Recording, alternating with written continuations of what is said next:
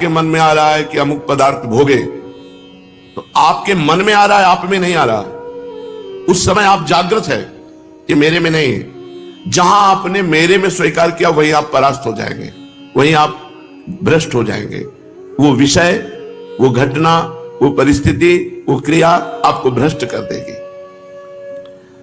ज्ञानावस्थित चेतसा, जिसकी बुद्धि में हर समय ज्ञान बना रहता है, मांग मेरे में नहीं, मांग अंतःकरण में है, मन में है।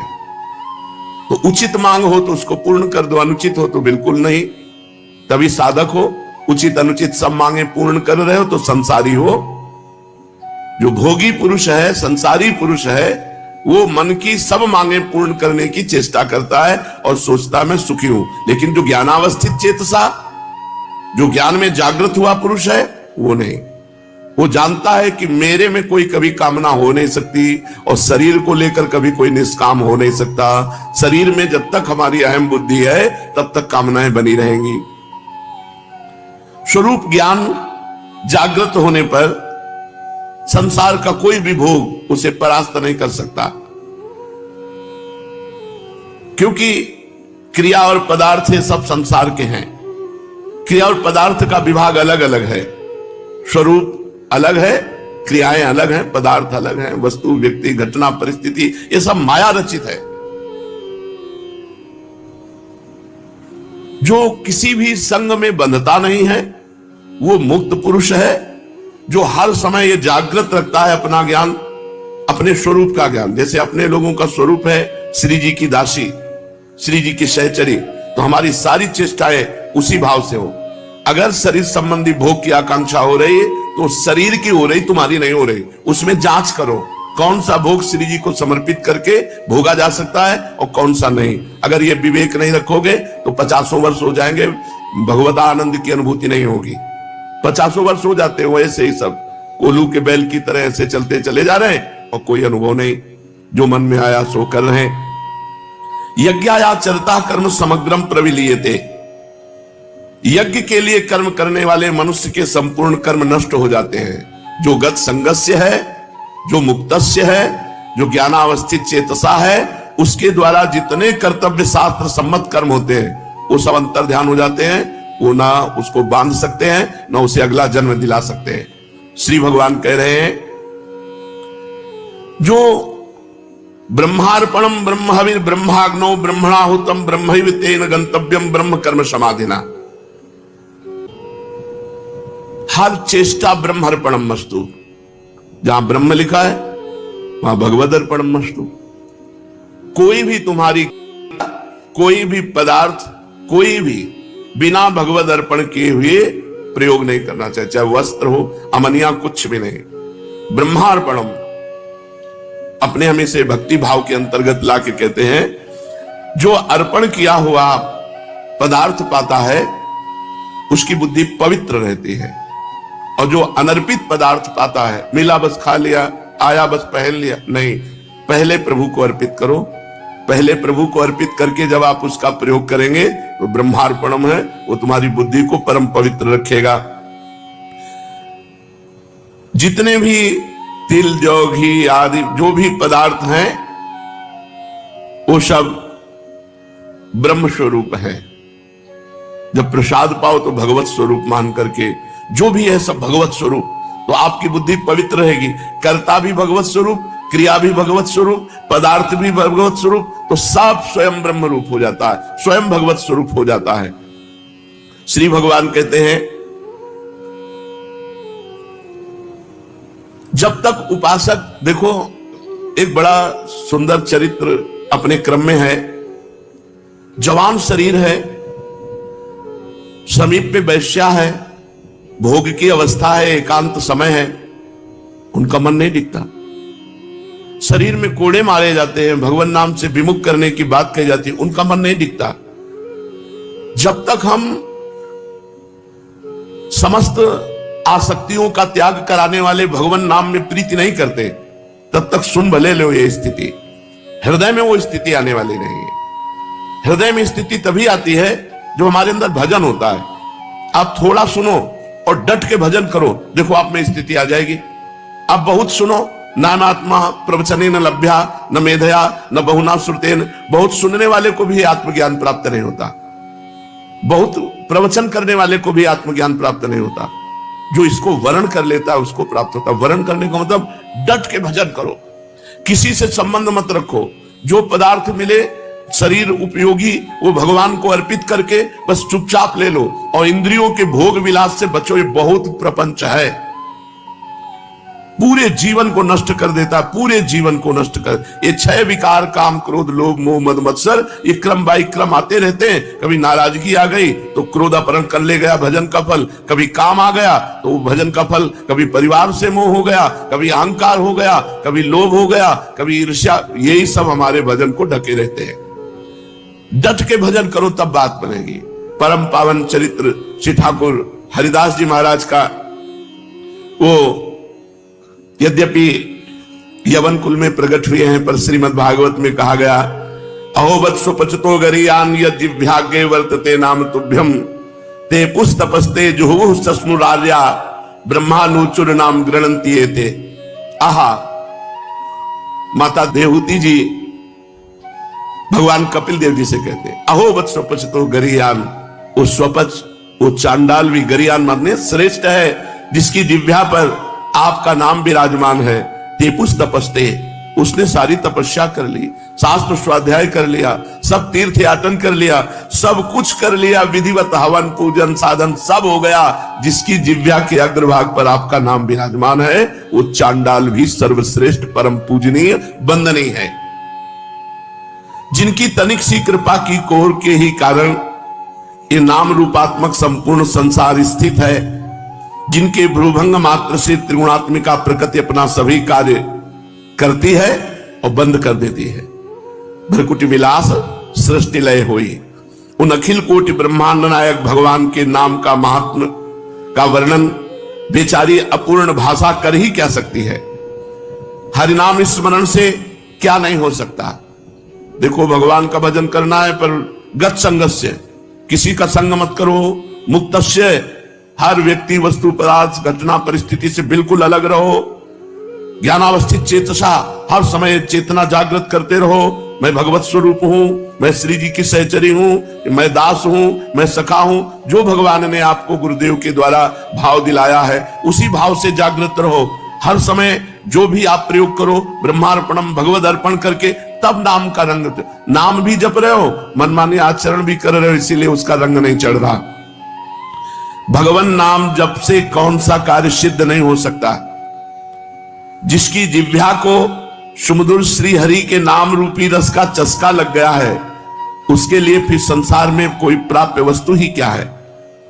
यज्ञ, योग, जप, तप, ध्यान, पूजा, निष्ठा, समाधि, सभी का फल भगवान नाम में प्रीति होना है। भगवान नाम में प्रीति हो गई तो आपने यज्ञ कर लिया, जप कर लिया, तप कर लिया, ध्यान कर लिया, पूजा, निष्ठा, योग, समाधि, सबका फल मिल गया आपको। और भगवान नाम जप में प्रीति नहीं हुई तो सब आपका निरर्थक गया। यदि इन कर्मों के करने से भगवान नाम में प्रीति नहीं हुई तो इन कर्मों को व्यर्थ ही समझना चाहिए। इन सभी क्रियाओं का अंतिम और सर्वश्रेष्ठ फल यही है कि भगवान के नाम जप करने में निष्ठा हो जाए। हर समय जिह्वा रसमयी होती हुई बस नाम चल रहा है। जब नाम की ध्वनि चलती है ना, तो कुछ सुहाई नहीं देता। जब नाम का नशा चढ़ता है तो बहुत बड़ी सामर्थ्य आ जाती है। बस नाम कैसे बन करके जपना, यह बात ध्यान रखना है। हर परिस्थिति में राजी रहना है, कोई आसक्ति नहीं, कोई चाह नहीं। जो चाहो भगवान के चरणों में अर्पित कर दो। असंग रहो, किसी का संग मत करो, तभी नाम का रंग आएगा। किसी का संग करोगे तो उसका प्रभाव आपके नाम जपने की रुचि पर पड़ जाएगा और नाम छूटने लगेगा, नाम में आपका भाव नहीं बनेगा। समस्त सर्वश्रेष्ठ फल है साधनों का नाम में प्रीति हो जाना। भगवान नाम ही साध्य है और सभी कर्म साधन मात्र हैं। नाम जप में देश काल पात्र जाति वर्ण इसका नहीं, किस जाति का, किस वर्ण का, किस समय, किस कोई पात्र है कि नहीं, ये सबका अधिकार है भगवान नाम जप करने में। पवित्र अपवित्र इनका भी व्यवहार नहीं। अपवित्र पवित्रो वा सर्वावस्थांगतोपि वा या स्मरेत पुंडरीकाक्षम सवायाभ्यांतरा शुचि। वो भीतर और बाहर से पवित्र है, जो भगवान नाम जप कर रहा है उसमें पवित्रता का भी विधान नहीं। तुम जैसी हालत में हो, जहां हो, जैसे हो, जिस किसी भी वर्ण के हो, जैसी भी स्थिति में हो, हर समय हर काल में श्री हरि के सुमधुर नामों का संकीर्तन नाम जप कर सकते हो। तुम चाहे जितने बड़े पापी हो, कितना भी बड़ा अपराध बन गया हो, नाम जप से पापी मनुष्य भी परम पावन बन जाता है।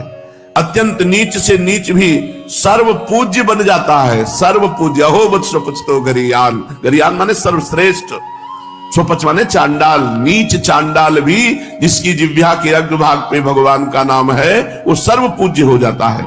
छोटे से छोटा जगत पूज्य बन जाता है, छोटे से छोटा जगत पूज्य बन जाता है, बुरे से बुरा महान महात्मा बन जाता है। कबीरदास जी कहते नाम जपत कुष्ठी भलो, चुई चुई गिरे जो चाम, कंचन देह किस काम की, जी मुख नाहि राम। भले रोगी शरीर है, भले निकृष्ट है, कोई छू नहीं रहा, बड़ा गंदा शरीर है, पर मुख में भगवान का नाम है तो जगत पावन करने वाला है। और कंचन के समान देह है और भजन नहीं हो रहा है, वो किस काम का शरीर, नष्ट हो जाएगा, किसी काम का नहीं। वास्तव में मनुष्य अगर स्वरूप की तरफ देखे तो हर समय असंग ही रहता है। असंगोहम पुरुषा, मैं असंग हूं। जो मैं तत्व है वो असंग है। इसके अलावा जो हमारा बंधन हुआ वो यही मैं का आरोप कर लेने से हुआ। ये बात जब तक शुद्ध अंतःकरण नहीं तब तक हमारी ये बात समझ में नहीं आएगी जो श्री भगवान गीता जी में कह रहे। 2-4 माला जप लेना और भी भगवत कार्य कर लेना, लेकिन साथ में परिस्थिति का भोग करना, व्यक्ति से लगाव रखना, क्रियाओं में कर्तापन होना, घटना में विक्षिप्त हो जाना, ये सब हो रहा है। वास्तव में मनुष्य स्वरूप से असंगो अहम पुरुषः, जो ये पुरुष है, आत्म तत्व है, ये कभी किसी का संग नहीं करता। संग करने से ही बन गया। स्वयं में असंग है, अगर थोड़ा सा ज्ञान हो जाए तो ये असंगता को प्राप्त हो जाए। किंतु असंग होते हुए भी ये शरीर, इंद्रियां, मन, बुद्धि, पदार्थ, परिस्थिति, व्यक्ति आदि से संबंध मानकर सुख की इच्छा से उनमें लगाव कर लेता है। सुख की इच्छा, इससे सुख मिलेगा तो व्यक्ति से लगाव कर लिया, सुख मिलेगा क्रिया से लगाव कर लिया, सुख मिलेगा परिस्थिति से लगाव कर लिया, सुख मिलेगा पदार्थ से लगाव कर लिया, इन्हीं में बंधा हुआ है। क्रिया, घटना, परिस्थिति, पदार्थ, व्यक्ति, इसी में बंधा हुआ है। बंधा हुआ ना भगवान का प्रेमी होता है ना ज्ञानी होता है। मुक्त होना पड़ेगा। हर क्रिया, हर परिस्थिति, हर घटना, हर पदार्थ, हर व्यक्ति भगवान से जोड़ दो। इसमें हमारे श्यामा श्याम विराजमान है। ये श्यामा श्याम के लिए क्रिया है, ये श्यामा श्याम के लिए पदार्थ है, ये श्यामा श्याम की वस्तु है, श्यामा श्याम की दी हुई परिस्थिति है, श्री श्यामा श्याम के द्वारा विधान की हुई घटना है। हमको विक्षिप्त नहीं होना, हमें उससे नहीं जुड़ना, हमें श्यामा श्याम से जुड़ना है।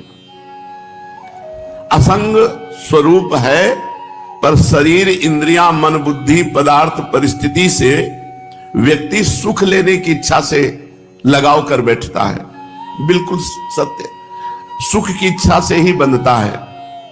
मेरी मनचाही हो जाए, जो मैं चाहता हूं वही हो, और जो मैं नहीं चाहता वो नहीं हो, ऐसा भाव जब तक रहेगा तब तक संग करते रहोगे। वस्तु, व्यक्ति, स्थान, परिस्थिति, घटना, शरीर, इनका संग हो, और जब तक संग होता रहेगा तब तक ना भक्त हो, ना ज्ञानी हो, ना योगी हो। तीनों को असंग होना पड़ेगा। वास्तव में होता वही है जो होने वाला है। हम क्यों चाह करें? हम चाह करके फंसे क्यों किसी वस्तु, व्यक्ति, स्थान, घटना में? जो होना वही होगा। लाई घटे न तिल बढ़े, रहुरे जीव निशंक, जो विधना ने लिख दिया छठी राव के अंक। राई घटे न तिल बढ़े, रहुरे जीव निशंक। हम क्यों चाह करें? न वस्तु की, न व्यक्ति की, न परिस्थिति की। जिस समय जो वस्तु, व्यक्ति, परिस्थिति, घटना जैसी होगी हो जाएगी। हमको तो हर समय भगवत स्मरण परायण रहना है। जो होने वाला है उसे चाहे या ना चाहे वो होके रहेगा, और जो नहीं होने वाला है उसे चाहे या ना चाहे वो नहीं होगा। जो नहीं होने वाला आप चाह करो या ना करो नहीं होगा, जो होने वाला है आप चाह करो या ना करो होके रहेगा। अतः अपनी मनचाही करके साधक फंसता है, बिना कारण फंसता है और फंस करके दुख भोगता है। इसलिए उपासक को चाहिए गत संघर्ष, क्रियाओं से, पदार्थों से, व्यक्ति से, वस्तु से, घटना से अपना कोई संबंध नहीं है। ये हर समय ज्ञान जागृत रखे, लेकिन बहुत कठिन है। मुक्तस्य, जो अपने स्वरूप से सर्वथा अलग है, उससे जो संग रहित है उसी को मुक्त पुरुष कहते हैं। स्वरूप से सब कुछ अलग है, अपने स्वरूप के सिवा, अपने परमात्मा स्वरूप के सिवा ये सब मायामय है, ये सब मिथ्या है, सब मिटेगा, सब नष्ट होगा।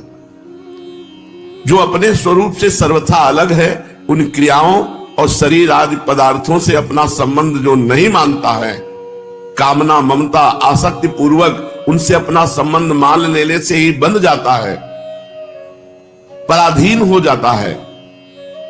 जो योगी, जो साधक अपने इन माने हुए शरीर, पदार्थ, क्रिया, इनसे संबंध नहीं रखता, वो मुक्तस्य, वो माया मुक्त हो जाता है, वो दुखों से मुक्त हो जाता है। ज्ञानावस्थित चेतसः, जिसकी बुद्धि स्वरूप ज्ञान में स्थित है, जिसकी बुद्धि स्वरूप ज्ञान में नित्य निरंतर जागृत है। भगवान जिस पर कृपा करते हैं उसको केवल केवल अपना रास्ता देते हैं, और जो कृपा का पात्र नहीं बनता उसे संसार दे देते हैं। हरिदास जी के पास अपना कहने वाला कोई था ही नहीं, क्योंकि माता पिता पधार ही गए, वैष्णवों के संग से ही जीवन कट रहा था।